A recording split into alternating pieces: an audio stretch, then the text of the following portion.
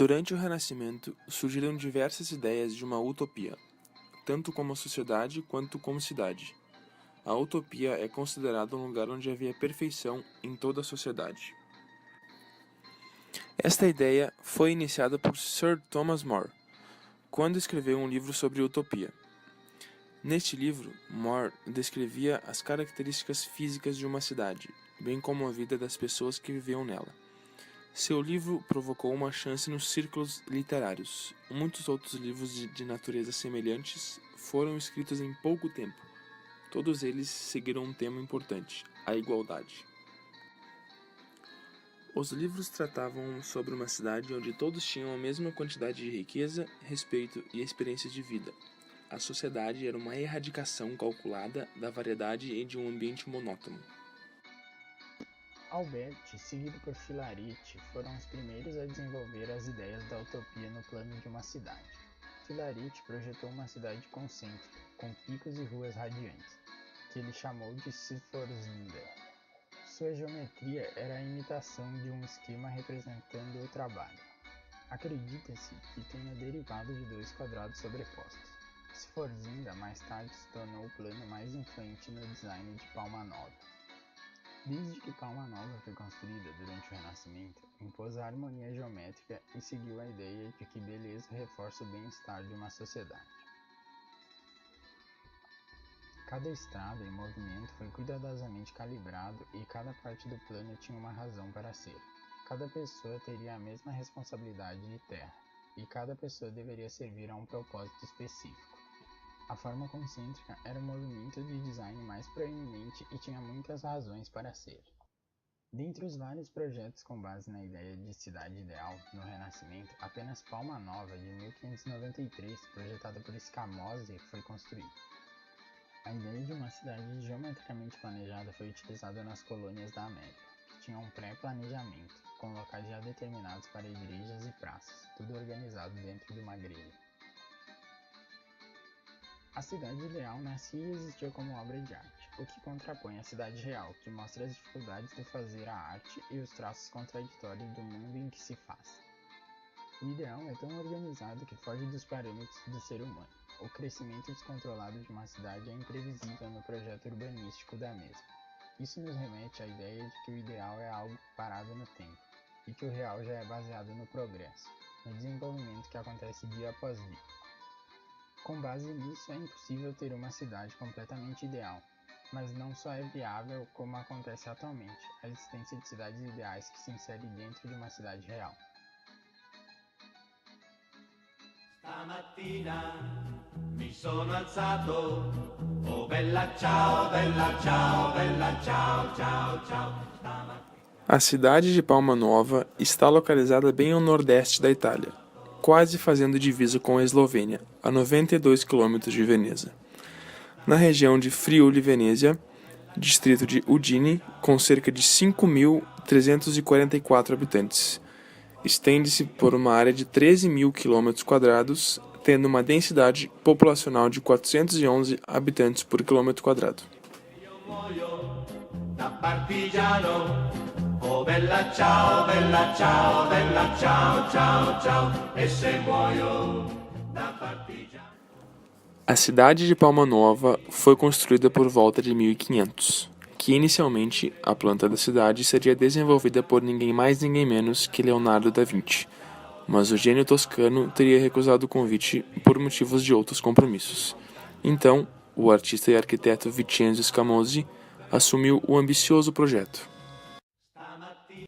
Mais especificamente, nos anos entre 1549 e 1616, período em que a cidade foi construída, os italianos conceberam os fortes em formato estrelado para inovar as estruturas de defesas medievais, que já não atendiam às exigências de novas condições do século XV. Estes novos fortes italianos passaram a ser construídos de tijolos e não mais de pedras, apresentando um formato de um polígono com 9 lados, com um traçado regular, tendo suas principais ruas partindo de uma grande praça central, hexagonal, em direção a pontos determinados junto às muralhas, sendo 3 delas a continuação das vias de acesso.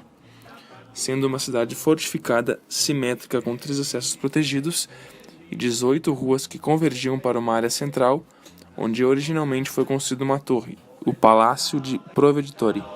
Ciao, ciao, ciao, seppellire lassù in montagna, sotto l'ombra di A concepção original de Palma Nova propunha um ideal de organização social, onde todos os moradores deveriam aderir a um modelo igualitário, no qual todos ocupariam espaços de uma mesma dimensão e assumiriam responsabilidades coletivas. Mas quase ninguém concordou com a proposta e poucos interessados apareceram dispostos a viver em Palma Nova. Na época da construção, o povo considerou a forma de estrelas para a cidade algo inabitável, o que preocupou o governo, após custosos investimentos em construir a cidade e proteger a região com uma estrutura de defesa militar inovadora. Porém, em 1622, a cidade foi realmente habitada, pois Veneza sofria decadência e foi obrigada a perdoar muitos criminosos e a soltá-los. Assim, acabou oferecendo lotes em Palma Nova como forma de recompensa. mattina mi sono alzato, oh bella ciao, bella ciao, bella ciao, ciao, ciao. O que impressiona em Palma Nova é que todos os detalhes da arquitetura da cidade são baseados no número 3, ou em seu múltiplo. A estrela possui 9 pontas. Em Palma Nova se contam 3 portas de acesso. São elas Aquileia, Udine e Cividale. Voltando aos aspectos do número 3, são mais 18 estradas radiais e 6 ruas principais. Outro aspecto importante é que a igreja localizada no centro da cidade não era alta, para que os inimigos não a pudessem localizar, havendo-a de fora da fortaleza. Um dos vários planos desenvolvidos com base no conceito de cidade ideal do Renascimento, somente Palma Nova chegou a ser executada. Porém, sua execução bem elaborada não foi aceita pela sociedade e não foi povoada, e hoje atua apenas como um centro turístico na região nordeste da Itália. O plano de cidade ideal acabou não exercendo nenhuma função social, e Palma Nova conseguiu chegar até os dias atuais conservando seu traçado original, seu contorno fortificado e seus principais edifícios, sem que tais elementos tenham sido descaracterizados por desenvolvimentos posteriores. Oh bella ciao, bella ciao, bella ciao, ciao, ciao. Questo è il fiore del partigiano morto per la...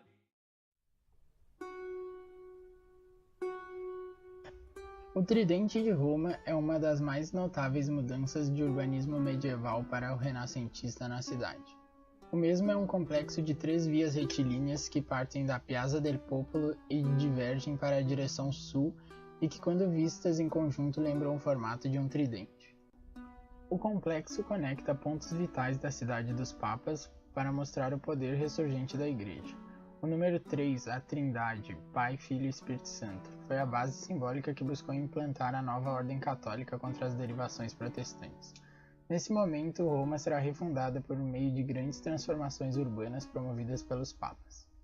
O Tridente é resultado de um importante projeto de planejamento urbano realizado entre os séculos XV e XVII, que reconheceu 3 ruas que, partindo do principal portão de Roma, a Porta del Popolo, levava o tráfego de peregrinos para as grandes basílicas da cidade. Essas 3 ruas tornaram-se um modelo de ação urbana, contando com uma nova ferramenta de layout, que saltou do papel e das telas para a cidade. As ruas se tornaram linhas retas que impressionaram pelo tamanho e pela focalização, facilitando também as conexões urbanas. As 3 vias que formam o Tridente são Via Lata, atual Via del Corso, Via Leonina, atual Via de Ripetta, e Estrada Clementina, atual Via Babuino. A Piazza del Popolo, ou Praça do Povo, tem este nome por causa da pequena igreja dedicada à Virgem, que foi erguida no século XI no local onde Nero morreu e foi sepultado. A basílica é nomeada desta forma pois foi bancada pelo povo da região. Mais tarde, a igreja seria reconstruída sob o papado de Sisto IV por Baccio Pontelli e Andrea Bregni, entre 1472 e 1477, que lhe deram um aspecto mais renascentista. Entre 1655 e 1660, o Papa Alexandre VII decidiu restaurar a igreja, dando-lhe um aspecto imponente. Para isso encarregou Bernini, que a restauraria novamente, desta vez lhe dando uma expressão barroca, que permaneceu até hoje. Esta basílica acabaria por dar o nome ao espaço urbano que se abriu antes dela, a Piazza del Popolo. A praça será formada a partir de uma série de intervenções urbanas que começaram com a disposição do Grande Tridente e contam com a presença de marcos visuais, como obeliscos e fontes, bem como o reforço funcional e monumental proporcionado pelos edifícios públicos localizados em suas rotas, e especialmente seus pontos finais, marcando um novo desenho da cidade. Entre 1562 e 1565, Nani di Baccio Biggio, encarregado pelo Papa Medici Pio IV, opera sobre a fachada externa da Porta del Popolo. Sucessivamente, em 1655, Papa Alexandre VII encarregou Bernini dos trabalhos de remodelação da fachada interna. Em 1589, o Papa Sisto V adornou a praça com um grande obelisco colocado no seu centro, o Obelisco Flamínio, de 24 metros de altura, construído no tempo do faraó Ramsés II. Foi levado para Roma por Augusto e anteriormente colocado no Circo Massa. Um dos destaques da praça são as duas igrejas gêmeas, Santa Maria em Monte Santo, de 1675, e Santa Maria dei Miracoli, ou dos Milagres, de 1678. Foram construídas segundo o desejo de Alexandre VII, renovando profundamente o aspecto da praça e constituindo os dois polos do Tridente. Os dois edifícios foram iniciados por Carlo Rainaldi e completados por Bernini. A forma da praça assumiria a configuração atual apenas nos finais do século XVIII. Anteriormente era uma modesta praça de forma trapezoidal, alargando-se em direção ao Tridente. Com efeito à época das ocupações napoleônicas, o aspecto arquitetônico e urbanístico da praça seria revisto por Giuseppe Valadiero, autor da última transformação da praça. Graças à sua intervenção, a praça assumiu uma forma elíptica, na parte central, conjugada com uma dupla êxedra e decorada com numerosas fontes e estátuas, que se estende em direção ao rio Tibre. Em 1818, Valadiero removeu uma velha fonte de Giacomo della Porta e a substituiu por uma nova com 4 leões em mármore que deitavam água em 4 vasos. A praça também contém 2 fontes de Giovanni Ceccarini, uma retratando a deusa Roma e a outra o deus Netuno, construídas entre 1822 e 1823, após a construção de um novo aqueduto. Atualmente, a Piazza del Popolo é uma ampla zona pedonal, área para pedestres sem acesso de veículos, e o local de eventos públicos importantes para a cidade, como shows e transmissões de jogos da Copa do Mundo.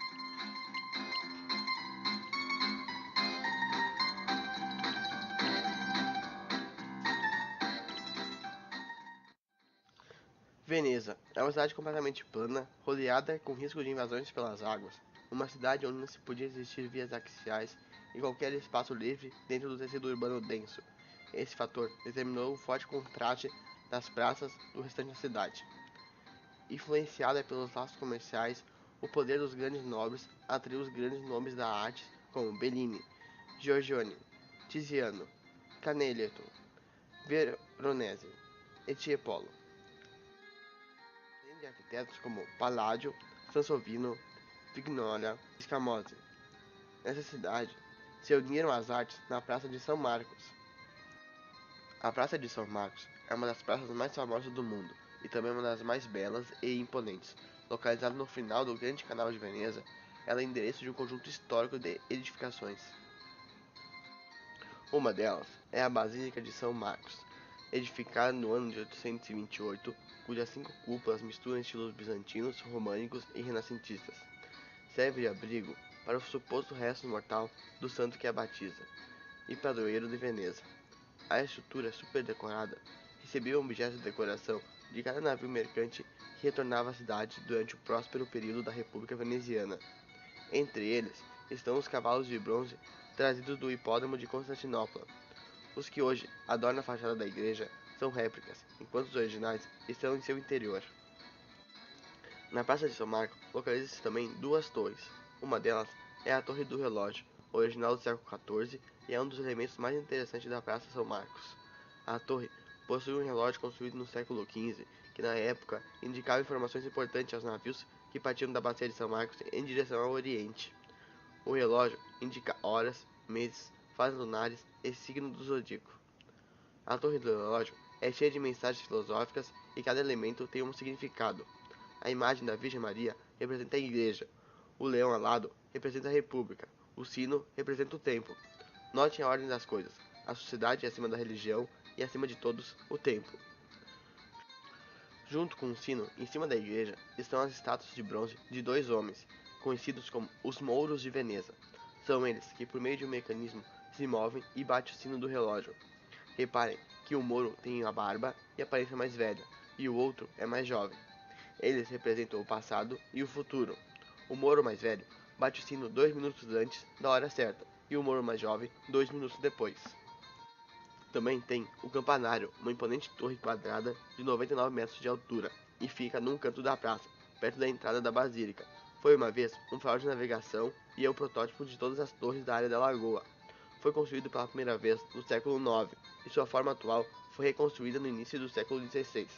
A base do campanário é uma varanda construída por Sansovino entre 1537 e 1549, e é decorada com mármore e bronze. Por conta de uma fenda na parede norte da torre, em 1902, a torre entrou em colapso e foi reconstruída anos depois, do mesmo jeito que era a torre anterior, que foi reinaugurada no dia 25 de abril de 1912, mesmo dia da festa de São Marcos. Na parte principal da praça também se localiza a antiga procuradoria, a ala napoleônica, a nova procuradoria e os 3 mastros de bronze que foram incorporados em 1505. Ao lado da basílica, localiza-se o Palácio Ducal, também conhecido como Palácio do Doge. Construído no século IX, ele combina elementos arquitetônicos bizantino, gótico e renascentista. Em seu interior, há pinturas de Tiziano, Tintoretto e Bellini. O palácio representa o poderio político do antigo Império Mercante de Veneza. Não importa quem estivesse no comando em Veneza, o fato é que todos os governantes da cidade não abririam mão de ocupar o palácio com 1000 anos de história. Em frente ao palácio, do outro lado da Piazzetta, está a Biblioteca Marciana. O projeto da biblioteca foi confiado a Sansovino. Iniciou-se a construção em 1537, só foi terminada em 1588, e os últimos trabalhos foram conduzidos por Scamozzi, depois da morte de Sansovino em 1582. A biblioteca tem hoje o Estatuto de Biblioteca Pública do Estado, e suas coleções incluem 1 milhão de obras impressas antigas e modernas, 2.283 incunábulos, 13.000 manuscritos, 24.055 livros do século XVI. No final da Piazzetta, próximo ao Grande Canal, entre o Palácio Ducal e a Biblioteca Marciana, há 2 grandes colunas de granito, também trazidas de Constantinopla.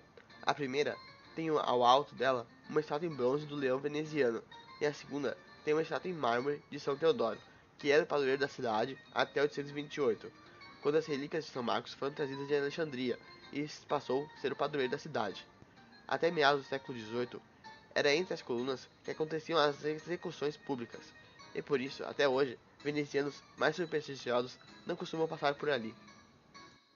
Observa-se agora que no mapa formado que os volumes da basílica e do palácio constituem uma combinação dominante. Definimos que a fachada da basílica se relaciona diretamente com a praça, enquanto o palácio se relaciona tanto com a Piazzetta como com o canal. O campanário, pela sua posição, um elemento separado da praça e da Piazzetta, essa medida constitui no fechamento dos planos, dando a sensação de continuidade. Ele ajuda a cercar a praça, direcionando-a em direção à basílica. Os matos são outros elementos com locais definidos, colocados em frente à basílica, demarcando-a, também cumprindo a missão de ser o pano de fundo de quem contempla a praça. Um aspecto que deve ser observado na praça é a ilusão de profundidade exercida pelos ritmos da antiga e da nova procuradoria, até chegar à ala napoleônica, fazendo com que a praça pareça ser mais comprida do que ela realmente é. Se afastasse da sobriedade renascentista, a diferença da fachada entre a biblioteca e o palácio é inegável, e não impede o contraste entre o fundo e o primeiro plano existente na Piazzetta, onde o campanário define um espaço linear que tem eixos mais ou menos a norte e sul, sendo o eixo norte onde se encontra a torre do relógio, e o sul vai até as colunas que representam o final da Piazzetta. Devido a como se estenderam e se expressaram os elementos arquitetônicos ali presentes, a Praça de São Marcos forma um conjunto extraordinário que garantiu o eixo idealizado nas cidades renascentistas.